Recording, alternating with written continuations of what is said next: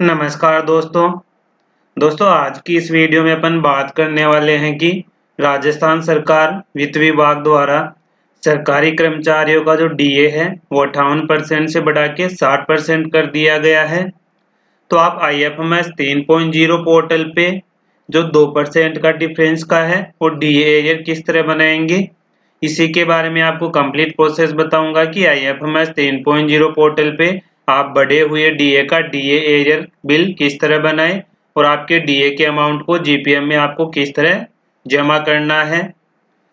तो इस संबंध में देख रहे हैं, सबसे पहले यहाँ पे आदेश आया था जिसमें आपका डीए 58% से बढ़ा के 60% किया गया था और जिसमें जो 4 महीने का डीए का एरियर का डिफरेंस है वो आपके जीपीएफ अकाउंट में जमा होगा, यानी कि 1 जनवरी 2026 से लेके 30/4/2026 का जो डीए का है डिफरेंस वो आपके जीपीएफ अकाउंट में जमा होगा।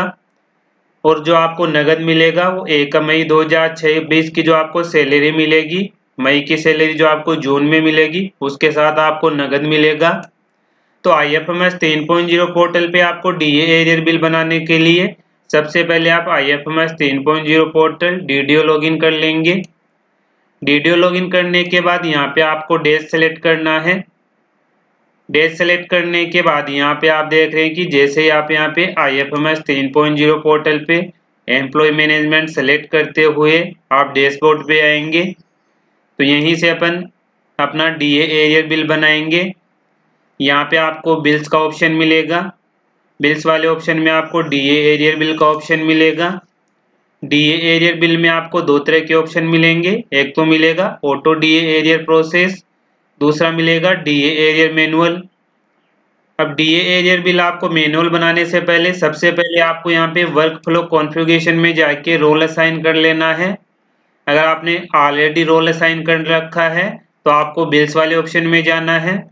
डीए एरियर बिल में आपको जो नीचे वाला ऑप्शन है डीए एरियर मैनुअल, इस पे आपको क्लिक करना है। इस पे क्लिक करने के बाद यहाँ से आप देख रहे हैं पे ईयर सेलेक्ट करेंगे, यहाँ पे पेमेंट सेलेक्ट करेंगे कौन से महीने में आप डीए का एरियर का बिल बना रहे हैं।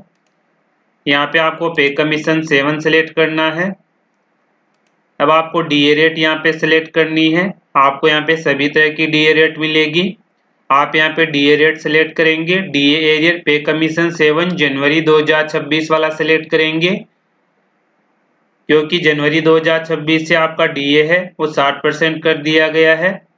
अब यहाँ से आप ग्रुप सेलेक्ट करेंगे कि कौन से ग्रुप के आप कर्मचारियों का डीए का एरियर बिल बना रहे हैं, वो ग्रुप आप सेलेक्ट करेंगे। ग्रुप सेलेक्ट करने के बाद आप सर्च पे क्लिक करेंगे। जैसे ही आप सर्च पे क्लिक करते हैं तो इस ग्रुप में जितने भी कर्मचारी होंगे वो सभी कर्मचारी आपको यहाँ पे देखने को मिलेंगे। अब जिन कर्मचारियों का आप इस ग्रुप में डीए का एरियर बिल बना रहे हैं वो कर्मचारी आप सेलेक्ट कर लेंगे। कर्मचारी सेलेक्ट करने से पहले आपको ध्यान देना है कि आपको यहाँ पे एक बार कर्मचारी की एम्प्लॉय आईडी पे क्लिक करके चेक कर लेना है कि आपके सिस्टम पे IFMS 3.0 पोर्टल पे डीए है 60% अपडेट हुआ या नहीं हुआ। तो चेक करने के लिए आप किसी भी एक एम्प्लॉय की एम्प्लॉय आईडी पे क्लिक करेंगे, यहाँ पे आपको उस कर्मचारी की बेसिक मिलेगी। आप बेसिक का जैसे ही 60% कैलकुलेट करेंगे तो यहाँ पे आपको डीए मिल जाएगा। अगर सिस्टम द्वारा डीए अपडेट हो गया है 60% तो यहाँ पे आपको 60% डीए मिलेगा। अगर डीए आपके यहाँ पे अपडेट नहीं हुआ है तो आप मैनुअल भी अपडेट कर सकते हैं। आप IFMS 3.0 पोर्टल पे डीए किस तरह अपडेट करें इसके लिए मैंने ऑलरेडी वीडियो बना रखा है।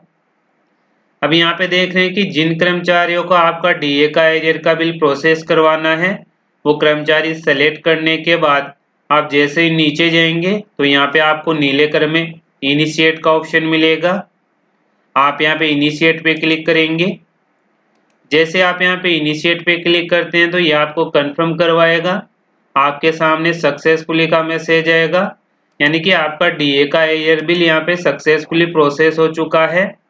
अब आपको ऑटो डीए एरियर प्रोसेस वाले ऑप्शन पे जाके चेक करना है और इस बिल को आप ट्रेजरी में फॉरवर्ड करेंगे। तो जो डीए एरियर बिल में दूसरा वाला ऑप्शन है ऑटो डीए एरियर प्रोसेस, इस वाले पे आप क्लिक करेंगे। इस पे क्लिक करने के बाद आप यहाँ से पे ईयर सेलेक्ट करेंगे, पेमेंट सेलेक्ट करेंगे। ग्रुप सेलेक्ट करेंगे और सर्च पे आप क्लिक करेंगे।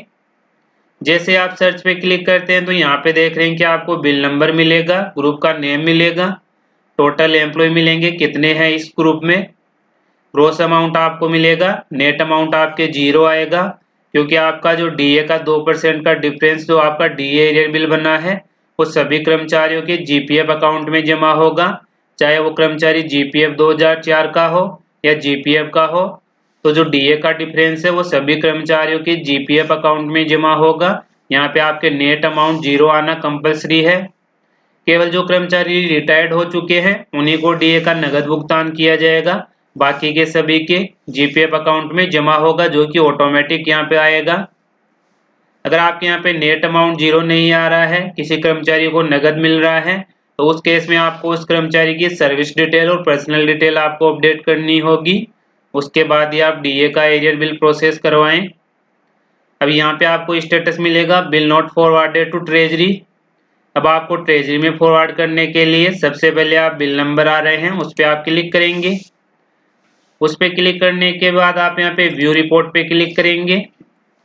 व्यू रिपोर्ट पे क्लिक करके आप यहाँ पे बिल की इनर, आउटर और शेड्यूल चेक करेंगे कि जिन कर्मचारियों के आपने जनवरी 2026 से लेके अप्रैल 2026 का डीए एरियर प्रोसेस करवाया है वो सभी कर्मचारियों के आप चेक करेंगे कि जीपीएफ में कटौती जमा हो रही है या नहीं हो रही, क्योंकि सभी कर्मचारियों के नेट अमाउंट यहाँ पे 0 आना है। इसी तरह आप यहाँ पे आउटर रिपोर्ट चेक करेंगे, फिर आप शेड्यूल चेक करेंगे। इनर, आउटर और शेड्यूल चेक करने के बाद देख रहे हैं अब आपको यहाँ पे डॉक्यूमेंट अपलोड करना है। डॉक्यूमेंट अपलोड करने से पहले अगर आपके डीए एरियर का बिल गलत प्रोसेस हो गया है तो आप इसे डिलीट करके फिर से प्रोसेस करवा सकते हैं, या आप इसे देख रहे हैं कि अब आपको बिल आपने चेक कर लिया सही प्रोसेस हो गया, तो इसमें आपको यहाँ पे डॉक्यूमेंट अपलोड करना है। डॉक्यूमेंट में आपने जो डीए की डिफरेंस शीट बनाई है, अंतर विवरण पत्र, वो आप यहाँ पे अपलोड करेंगे, या आपकी ट्रेजरी के अनुसार जो भी अन्य डॉक्यूमेंट आपको अपलोड करना आवश्यक हो वो डॉक्यूमेंट आप अपलोड करेंगे। डॉक्यूमेंट अपलोड करने के बाद आप यहाँ पे प्रोसेस पे क्लिक करेंगे। प्रोसेस पे क्लिक करने के बाद आप यहाँ पे चेक बॉक्स में सेलेक्ट करके डीडीओ के मोबाइल नंबर पर आए हुए ओटीपी के माध्यम से इस बिल को ट्रेजरी में फॉरवर्ड कर देंगे। तो इस तरह आपको आईएफएमएस 3.0 पोर्टल पे जिन भी कर्मचारियों का डीए एरियर बिल बनाना है, आईएफएमएस 3.0 पोर्टल पे डीए एरियर बिल बनना शुरू हो गए हैं। कंप्लीट प्रोसेस मैंने आपको बता दी है। फिर भी आपको आईएफएमएस 3.0 पोर्टल से संबंधित किसी भी तरह की कोई समस्या हो तो आप कमेंट बॉक्स में कमेंट जरूर करें। तो दोस्तों आज की इस वीडियो में यही अपडेट थी। फिर मिलते हैं नई वीडियो के साथ, तब तक के लिए जय हिंद जय भारत।